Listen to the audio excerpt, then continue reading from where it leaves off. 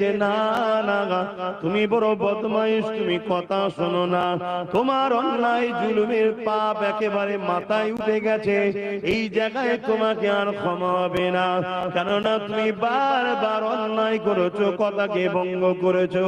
ওই সময় বাদশা কোনো উপায় না পেয়ে বলতে লেগেছে, হে হাজেরা, বিশ্বাস যদি না হয় আমি আপনাকে আজ থেকে মা বলে মেনে নিলাম। শোনে শোনে, সময় কম। তা আম্মা জান হাজেরা হুজুর জঙ্গলে যাচ্ছে, শুনলে অবাক হবে। জঙ্গলের হিংস্র পশুগুলো যখন, আমি বুঝাবার জন্য বলছি,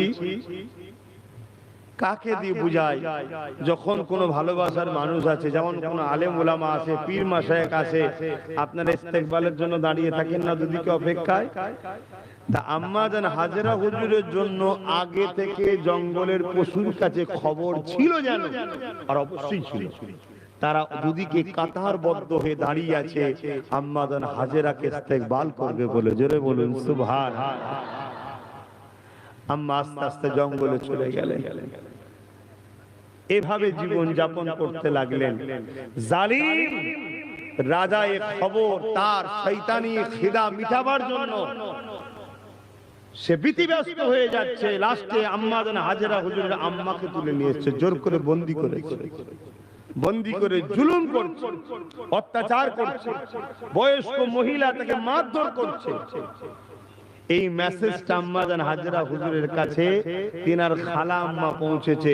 আম্মা জান হাজেরা হুজুর একটাই কথা বললেন, আমি ওই জালিম রাজার মোকাবেলায় গিয়ে আমার মাকে তো বাঁচাতে পারবো না, আমি আমার দায়িত্ব পালন করছি, ইজ্জত বাঁচানোর হুকুম আল্লাহ দিয়েছে, দায়িত্ব পালন করছি, আর আমার মায়ের জন্য আল্লাহই যথেষ্ট। জোরে বলুন সুবহানাল্লাহ।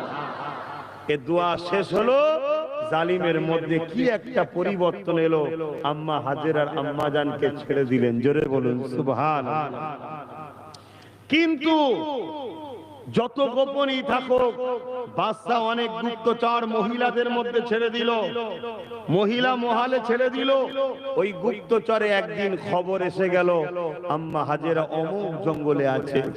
বাদশা সৈন্য সামন্ত দিয়ে, অস্ত্র দিয়ে বিভিন্ন ভাবে জঙ্গলের পশুদের হত্যা করে আম্মা জান হাজেরা হুজুরকে কোন রকম ভাবে তিনি আর পালাতে পারলেন না, বন্দী করে ফেললেন। আম্মা জান হাজেরা হুজুরকে নিয়ে এসে রাজার খাস কামরায় বন্দী করেছে। আম্মা জান হাজেরা হুজুর চোখের পানি ফেলে সেজদায় পড়ে গেছে, মালিক আমি খুশি মনে কোনদিন, যেদিন থেকে শরীয়তের বিধান আমাকে পর্দা করার হুকুম দিয়েছে, নিজের বাবা ছাড়া আব্বা ছাড়া কোনো বেগানা পুরুষকে নিজেকে দেখতে দিইনি, শুধু তোমার খুশির জন্য। আজ জঙ্গলে চলে গেছি তোমার খুশির জন্য, কিন্তু হাজেরা আজকে নিরুপায়, জালিমের হাতে বন্দী হয়ে গেছি। এই জালিম শাসকের সঙ্গে আমি লড়াই করার ক্ষমতা নাই, তবে তুমি তো বলেছো অসহায়ের সাথী তুমি, তা আল্লাহ তোমার কাছে আজ আমার ইজ্জতের আশ্রয় চাই, আপনি আমাকে বাঁচান, এই বিপদ থেকে আপনি আমাকে রক্ষা করুন।